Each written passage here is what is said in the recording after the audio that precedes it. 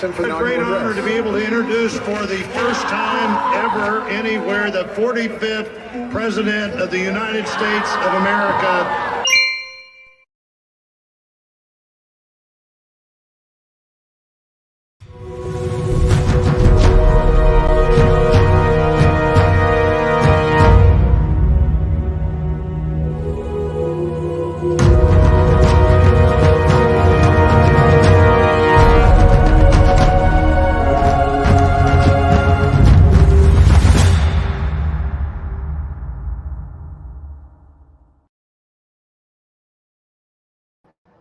Did we call it, or did we call it, or did we call this one, folks? Good golly, welcome back to the Prepared Mind channel. We called it, folks. A Pennsylvania woman who came in contact with the CDC monkeys after the crash is experiencing, wait for it, cold-like symptoms, pink eye, and a cough. We covered this, did we not? We said, hey, this truckload of CDC lab monkeys crashes. What were they infected with? Where were they being sent? Was there anything else on this truck? Like, you know, Petri dishes, vials, syringes, maybe a Slurpee container full of viral goo? So say it isn't so, folks. You bet a woman is now sick. Now, of course, you know that NyQuil is always an option because it handles sniffling, sneezing, coughing, aching, stuffy head fever so you can rest. Well, pink eye, this is a little odd, is it not? So she comes in contact with these monkeys. And remember, there's still one monkey out there. That's right. One monkey messes up the whole barrel. There's one monkey out there, but she came in contact with him and now she is sick. So is Dr. Drippy Faucet, what does he think of this? Where is he at in all of this? Is he going to show up on CNN or NBC or ABC and say, oh my gosh, we have an outbreak? Folks, this is so movie-like. It would be comical if it wasn't in our face, if the government and all of its bureaucratic minions weren't just begging and waiting for an incident like this to jump up and scream, oh golly, we need to lock everyone down. Everyone get in your homes just for 2 weeks, just for 2 weeks, so that we can make sure that this monkey spunk doesn't spread. Because that's what monkeys are good at, is throwing their spunk. So that, yeah, this monkey spunk is out. This chick has pink eye, a cough, and cold-like symptoms. Is she going to spread it to everybody? Will masks save us? Tune in tonight, right, on the news to find out what is next in this ridiculous scenario playing out.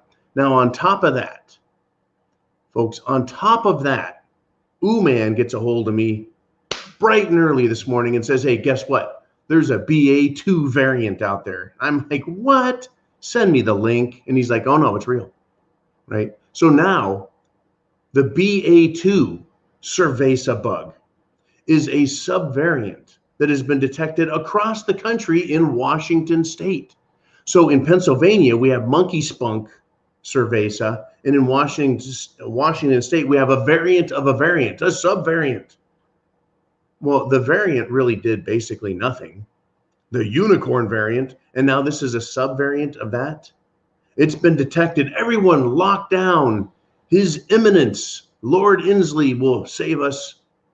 Right? And we need Sir Shorts-a-lot, Dr. Faucet, to come out and tell us how to handle that. They're losing control, right? Senator Johnson had his, quote, second opinion press conference expose, if you will, bringing up professional after expert after medical expert to give their opinion about what is going on, what has happened, and what are the consequences of going head first, running as fast as we could, and then diving head first into the brick wall known as the Jim Jones juice. I mean, if we can have monkey spunk escape from the CDC, and who knows what is part of these monkeys' lives. And if we can have a variant of a variant, which is in itself a variant of a variant, just turning up all of a sudden, a brand new one in Washington state. I mean, isn't that how viruses work anyways? Don't viruses naturally mutate all the time? Weren't we told that they typically mutate down to the lowest common denominator? Because, folks, all things, energy is lazy. It takes the path of least resistance, like a stream of water. Like electricity, it goes to ground and is made harmless. I thought that viruses, when they mutate, they become less and less and less and less. They go back to their basic beginning. They don't mutate up, or we would have 10-foot tall giant viruses walking down the street, roughing up old ladies and stealing their purses. Right? That's not how this happens. They just stay very basic. But here we are, not in 2022, folks. You have to worry about a subvariant of a subvariant. Well, what is the one factor in all of this? Give it to me. The one factor, folks, in all of this that makes it dangerous to you and me as humans, as free humans, that is. What is dangerous? What is the one factor that makes this a problem is the fact that other humans get involved in it, right? The gain of function research that Dr. Drippy, Dr. Fawcett says he's not involved with and didn't support and didn't fund and didn't this and that. And despite, what Senators Cruz and Rand Paul, grilling him, showing that he's a liar while he stands up and calls them liars, right? It is the human condition that has injected itself into the mess, right?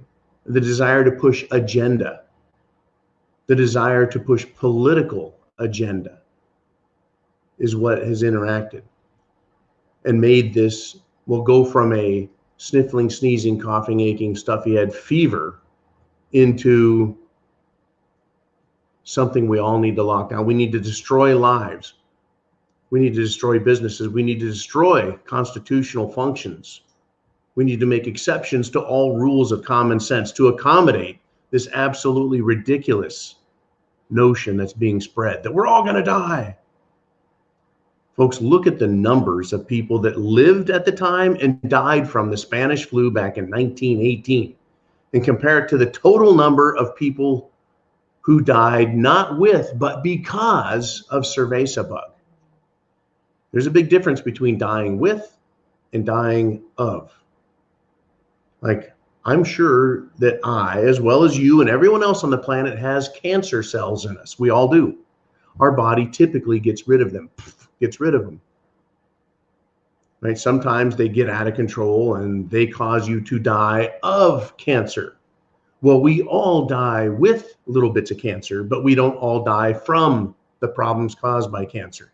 So we can all get cerveza bug. And I believe every cold is a corona. Crazy stuff, folks, crazy stuff. My thing is we need to stand up against this SHTF, right? PrEP, food, water, shelter, clothing, medicine, means of self-defense, but PrEP to action, take action, stand up against what is being done. And I'm going to share with you this little story, which is amazing, and it should inspire you. School students, don't stay with me here, 2 kids, 15-year-old and 16-year-old, 2 kids,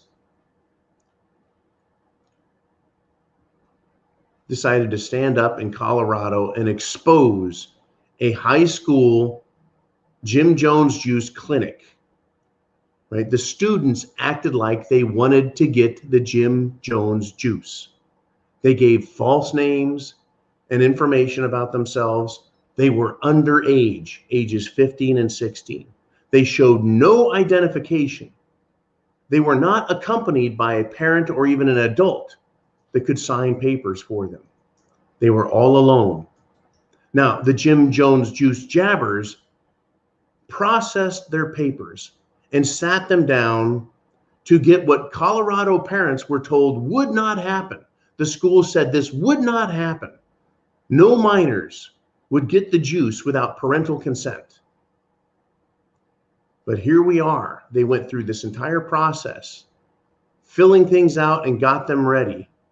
Right before they were given their Jim Jones juice, the students changed their minds, stood up and walked out, but only after filming the medical scam, the medical crime that took place.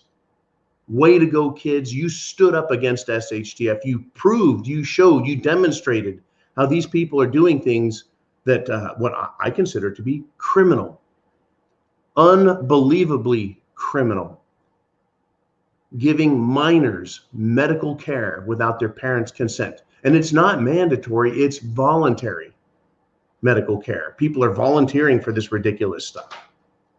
All in the name of monkey science, folks. This is monkey business.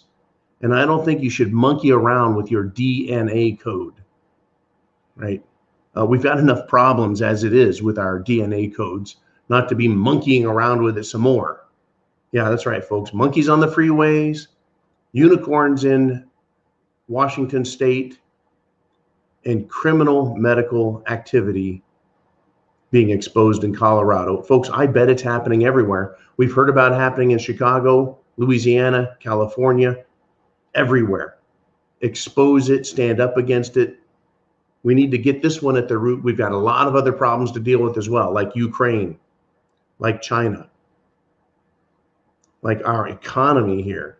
The fact that you are going to have a harder and harder time getting meat and food, and your money is not going to go as far as it used to because of massive inflation that's occurring right now. Stand up against it, folks. Get prepared. Have a plan. Chance favors the prepared mind. Aren't you glad you are a prepper? Oh, Semper Fi. Godspeed.